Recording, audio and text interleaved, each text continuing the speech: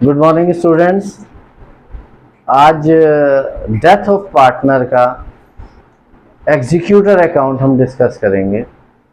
Death of partner में होता क्या है, जब भी किसी पार्टनर की डेथ होती है तो डिजीज पार्टनर जो जिसकी डेथ हो गई उसको कितना अमाउंट पे करना है, उसका कितना पैसा फॉर्म पे निकलता है वो कैलकुलेट करना होता है। उसे क्या क्या दिया जाता है, उससे उसकी कैपिटल का बैलेंस या करंट अकाउंट का क्रेडिट बैलेंस जो भी हो वो दिया जाता है। अगर डेबिट बैलेंस है तो माइनस कर दिया जाता है। साथ ही अनडिस्ट्रीब्यूटेड प्रॉफिट लॉस अगर कोई है, जैसे लायबिलिटी साइड कोई प्रॉफिट एंड लॉस है या कोई रिजर्व है या वर्कमैन कंपनसेशन रिजर्व क्लेम के बाद बचता है या इन्वेस्टमेंट फ्लक्चुएशन रिजर्व फ्लक्चुएशन वाली अमाउंट के बाद बचता है, ये सारी चीज़ें दी जाती हैं।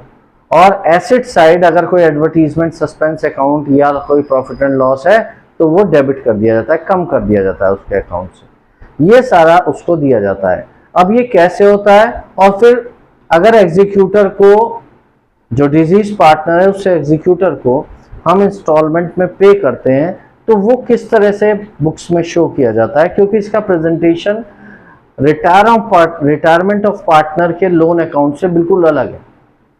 वहां पर ज्यादातर जो रिटायरमेंट हो रहा था वो हो रहा था आपका 31 मार्च क्लोजिंग ऑफ ईयर या 1 अप्रैल को, लेकिन डेथ किसी भी टाइम बीच में हो सकती है, तो उसी के अकॉर्डिंग इसका एग्जीक्यूटर अकाउंट प्रिपेयर होगा।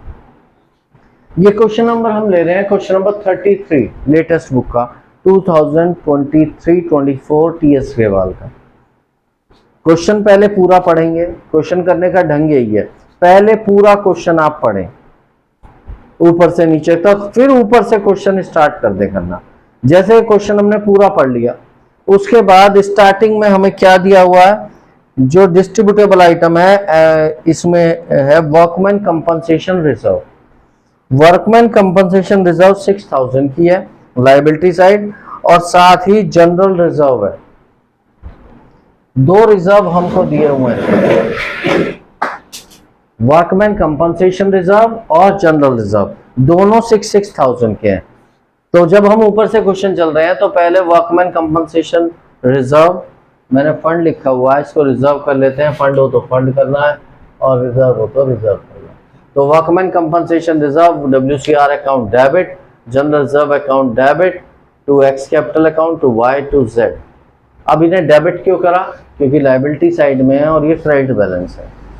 ये अनडिस्ट्रीब्यूटेड प्रॉफिट्स है, हमारे प्रॉफिट्स में से कुछ पैसा अलग रखा हुआ था और उसका कोई रिक्वायरमेंट नहीं हुआ, तो तीनों पार्टनर्स में जब भी प्रॉफिट शेयरिंग रेशियो चेंज होगी there is a reconstitution of firm, और जब भी फर्म का रिकंस्टिट्यूशन होगा तो ये चीजें करनी है। अनडिस्ट्रीब्यूटेड प्रॉफिट लॉस आपको डिस्ट्रीब्यूट करने हैं, फर्म की एसेट्स और लायबिलिटीज रीवैल्यू करनी है, उसका प्रॉफिट लॉस भी देना है।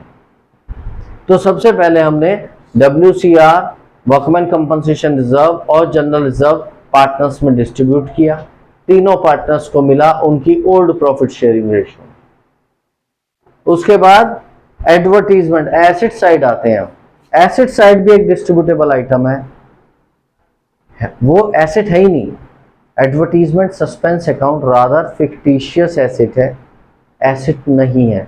ये वो एक्सपेंस है जो अभी तक राइट ऑफ नहीं हुआ, ये एसेट नहीं है, ये वो एक्सपेंस है जो अभी तक राइट ऑफ नहीं हुआ है। तो इसको हमने राइट ऑफ करना है।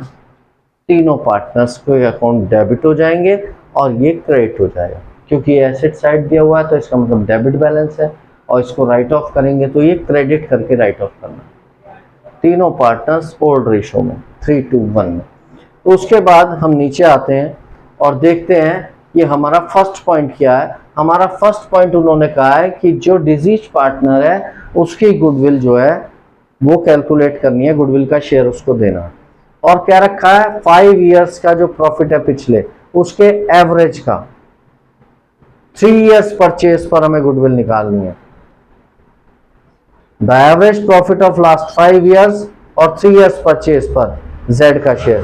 तो हमने गुडविल जेड का शेयर निकाला, गुडविल में 5 साल का प्रॉफिट था 75,000 टोटल, उसे 5 से डिवाइड किया तो एवरेज आ गया। गुडविल का फॉर्मूला क्या होता है एवरेज प्रॉफिट मेथड से? Average profit into number of year purchase. तो एवरेज प्रॉफिट है into number of year purchase है 3 इयर्स, और जो पार्टनर है जेड उसका शेयर 1/6, तो ये आ गया 7500। ये उसको देना है, और कौन देगा? Gaining partners. गुडविल हमेशा किस में बढ़ती है? गुडविल की एंट्री होती है गेनिंग टू सैक्रिफाइसिंग। तो यहां पर गेनिंग पार्टनर्स कौन कौन हो गए? एक्स और वाई, और गेनिंग रेशो होती है न्यू माइनस ओल्ड, पर न्यू नहीं है तो ओल्ड रेशो ही क्या बन गई? Gaining ratio 3:2। उसके बाद profit and loss suspense account, ये किसकी एंट्री है? ये जेड का शेयर ऑफ प्रॉफिट, जो इसका सेकंड पॉइंट है हमें दे रखा है। The deceased partners to be given share of profit till the date of death on the basis of profit of the previous year, पिछले साल के प्रॉफिट के बेस पर। अब होता क्या है, पार्टनर बीच में डेथ हो गई, प्रॉफिट तो कैलकुलेट होता है ईयर के एंड में। अब पार्टनर की अगर डेथ हुई है बीच में, तो उसे वहां तक का प्रॉफिट हमने देना है। तो यहां पर हुई है 31 जुलाई को डेथ, तो अप्रैल मई जून जुलाई 4 महीने का प्रॉफिट उसको देना है, और कैश बेस पे देना है लास्ट ईयर के प्रॉफिट के बेस पर। 2023 31 मार्च 2023 को जो प्रॉफिट है, तो वो प्रॉफिट है हमारा 24,000, उसमें उसका शेयर 1/6 और 4/12 4 महीने का प्रॉफिट। ये तो पूरे साल का है ना प्रॉफिट, इसलिए यहां पर आपको मंथ लेने पड़ेंगे। तो वो उसका शेयर आ गया 1,333, और क्योंकि अभी प्रॉफिट एंड लॉस अकाउंट बना नहीं है, इसलिए profit and loss suspense account एक खोला जाएगा, उसको डेबिट किया जाएगा, और 2Z कैपिटल अकाउंट इसको क्रेडिट कर दिया जाएगा। उसके बाद नीचे चलते हैं, तो कुछ रीवैल्यूएशन की आइटम हमें दी हुई है।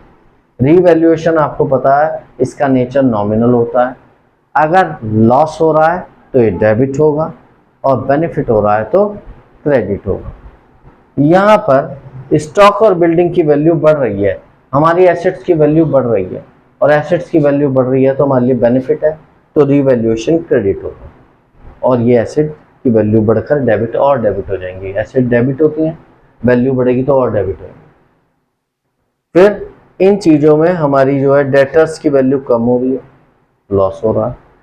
फर्नीचर की वैल्यू कम हो रही है 500 रुपीज़ से, प्लांट एंड मशीनरी की वैल्यू 1500 से कम हो रही है, और बिल्स रिसीवेबल हमारे एसेट्स से ये भी हमारे बर्थलेस हो रहे हैं, इनकी वैल्यू भी कम हो रही है, और जब भी कम होंगे तो रिवैल्यूएशन क्या होगा? डेबिट। तो यहाँ 3600 से रिवैल्यूएशन डेबिट हो गया। अब इस रिवैल्यूएशन का प्रॉफिट लॉस देखें, 6000 से तो क्रेडिट हुआ, 3600 से डेबिट हुआ, तो इसका मतलब रिवैल्यूएशन पे हमें क्रेडिट बैलेंस है, बेनिफिट है, प्रॉफिट हुआ। तो रिवैल्यूएशन का प्रॉफिट तीनों पार्टनर्स में डिस्ट्रीब्यूट होगा ओल्ड रेशियो में 3:1, तीनों पार्टनर्स में हमने डिस्ट्रीब्यूट कर दिया। ठीक है, अब हमारे पास जरा देखना है कि Z के कितने पैसे निकलते हैं। तो जरा ये हमने कैलकुलेशन करी है, Z के 12,000 बैलेंस शीट में कैपिटल थी। Z का अकाउंट जब जब क्रेडिट हुआ उसे प्लस करना है, और जब जब डेबिट हुआ उसे माइनस करना। क्रेडिट मीन्स उसकी कैपिटल बढ़ी, और डेबिट मीन्स उसकी कैपिटल कम हुई। तो आप जहां जहां देखिए 2000 से यहां पर, ठीक है, Z का कैपिटल अकाउंट 2000 से क्रेडिट हुआ, ठीक है, यहाँ 1000 से डेबिट हुआ तो माइनस, यहाँ 2000 से क्रेडिट हुआ प्लस। उसके बाद Z का कैपिटल अकाउंट 7500 से क्रेडिट हुआ, 7500 दे दिए, 1333 से क्रेडिट हुआ प्लस, फिर आपका 400 रुपये से क्रेडिट हुआ प्लस।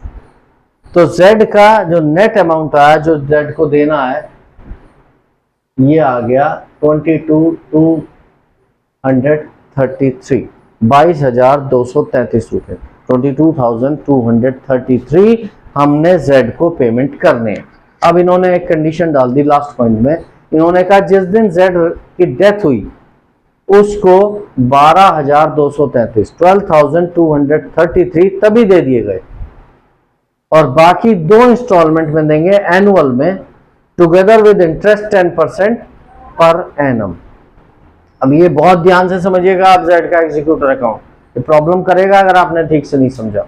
एक पहली बात, रिटायरमेंट में अगर रिटायर्ड के दिन हम किसी पार्टनर को कुछ देते थे तो उसके रिटायरमेंट के दिन कैपिटल अकाउंट में ही दे देते थे, लेकिन डेथ में क्या करना है, डेथ में एग्जीक्यूटर अकाउंट में ही पेमेंट किया जाएगा। अगर उस दिन भी आप कुछ दे रहे हैं तो भी एग्जीक्यूटर अकाउंट बनाकर वहीं पर पेमेंट की जाएगी। तो यहां पर हमने जेड का एग्जीक्यूटर अकाउंट बना रहे, जेड के एग्जीक्यूटर अकाउंट में ट्रांसफर हुए जेड के कैपिटल अकाउंट से। 31 जुलाई को उसकी डेथ हुई और 1 अगस्त में ये ट्रांसफर दिखा दिया हमने 22,233 रुपए।